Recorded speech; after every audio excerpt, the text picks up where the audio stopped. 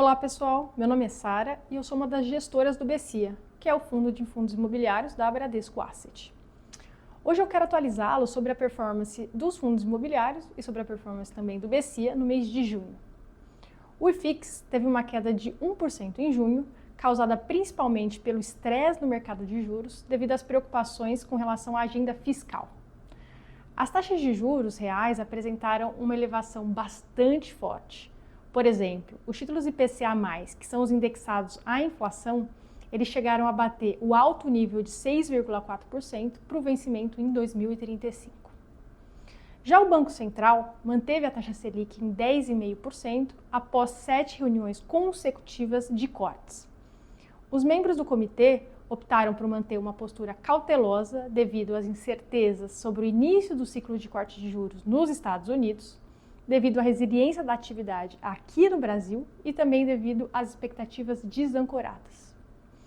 Aliás, nos Estados Unidos, nós tivemos uma boa notícia com relação à inflação, que ficou abaixo do esperado pelo segundo mês consecutivo em junho, dando alguns passos em direção à possibilidade de redução de juros pelo FED. Diante desse cenário, a cota patrimonial do BCIA apresentou uma queda de 1% em junho, basicamente aí em linha com o IFIX.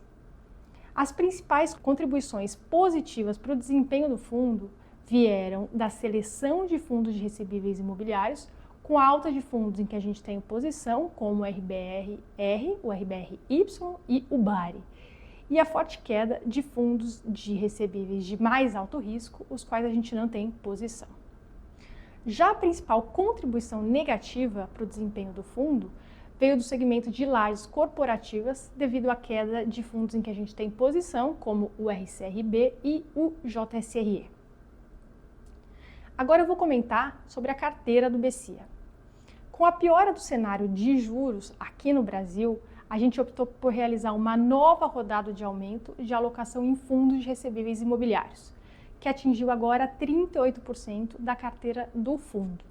E agora os fundos de tijolo representam 62% do BCIA. Novamente, a gente focou na alocação em fundos com maior participação em CDI, dado que eles possuem uma volatilidade menor.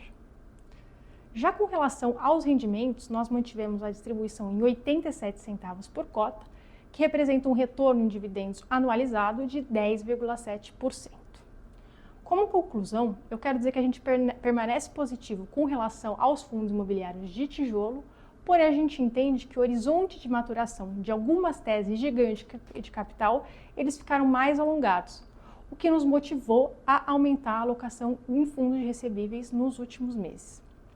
Nós vislumbramos uma segunda etapa de valorização dos FIIs à medida que houverem elementos para ter uma redução sincronizada de juros no Brasil e nos Estados Unidos e também que haja aqui uma acomodação da agenda fiscal no Brasil.